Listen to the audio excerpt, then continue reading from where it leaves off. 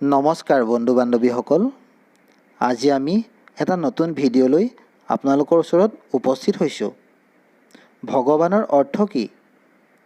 নামত 10 অপৰাধনো কি কি?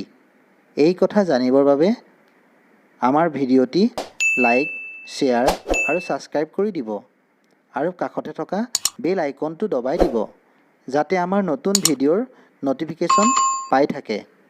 আহকচোন ভিডিঅ'টিৰ মাজলৈ যাওঁ। ভগৱানৰ অৰ্থ কি? ভ মানে ভূমি, গ মানে গমন, ৱা মানে বতাহ, আ মানে অনল বা জুই, ন মানে পানী। আহকচোন এতিয়া আমি জানি লওঁ নামত 10 অপৰাধনো কি কি? ভকত নিন্দা, শিৱ আৰু কৃষ্ণৰ গুণ নামক ভিন্নভাৱ কৰা, গুৰুৰ অৱজ্ঞা, বেদ নিন্দা, হৰিনামত অৰ্থবাদ, নামত পাপ বৃদ্ধি কৰা, ধৰ্ম, হোম, ব্ৰত, তীৰ্থ একে বুলি ভবা, নাম লওঁতে অন্য কথা ভবা, শ্ৰদ্ধা নথকাজনক নামৰ তত্ত্ব কোৱা, নামৰ মহিমা জানিও নামত ৰতি নথকা। এয়াই হৈছে নামৰ 10 অপৰাধ। এতিয়া আহকচোন জানি লওঁ 4 চৰণ তত্ত্ব মানে কি?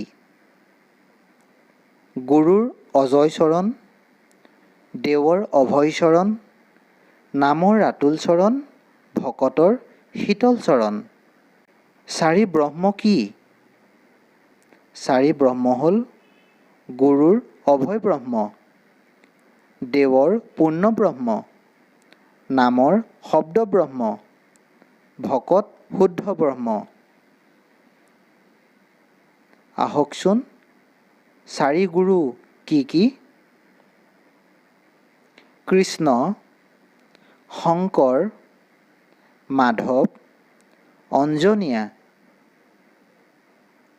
পঞ্চ উপচাৰ মানে কি? পঞ্চ উপচাৰ হৈছে গন্ধ, পুষ্প, ধূপ, দীপ, নৈবেদ্য। এতিয়া আহকচোন জানি লওঁ মানুহে 4টা ঋণ লৈ জন্মগ্ৰহণ কৰে, সেইকেইটা বাৰু কি কি? দেৱঋণ, দেৱঋণ হ'ল যজ্ঞ ঋণৰ দ্বাৰা হোৱা। ঋষিঋণ, ঋষিঋণ হৈছে বেদ অধ্যয়ন বা তপৰ দ্বাৰা। মনুষ্য ঋণ, অহিৰ আৰু ভূত ছায়াৰ দ্বাৰা হোৱা। পিতৃঋণ, পিতৃঋণ পুত্ৰৰ দ্বাৰা শ্ৰাদ্ধ। বৈষ্ণৱৰ নাম কি কি? আপোনালোকে বাৰু জানেনে?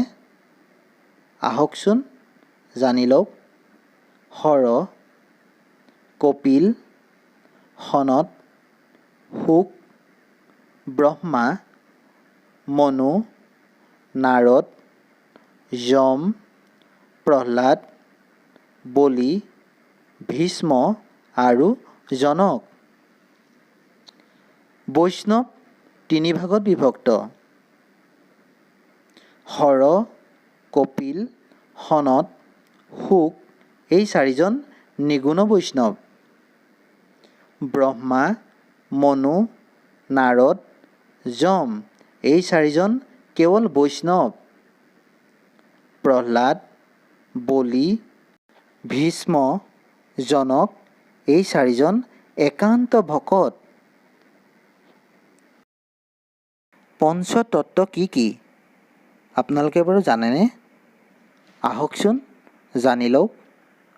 আকাশ, বায়ু, অগ্নি, জল আৰু পৃথিৱী। আহকচোন এতিয়া আমি পঞ্চসতীৰ নাম কওঁ। অহল্যা, কুন্তী, দ্ৰুপদী, মনোন্দৰী আৰু তাৰা। শ্ৰীকৃষ্ণৰ 8গৰাকী স্ত্ৰী কোন আছিল? আহকচোন জানি লওঁ। ৰুক্মিণী, সত্যভামা, জাম্বুৱতী, সত্যা, ভদ্ৰা, কালিন্দী, লখনা আৰু মৃত্যুবৃন্দ। বন্ধু বান্ধৱীসকল, আজিৰ ভিডিঅ'টি ইয়াতেই অন্ত পৰিল। আগলৈ এনেকুৱা ভিডিঅ' পাবৰ বাবে আমাৰ সৈতে জড়িত হৈ থাকক। ধন্যবাদ।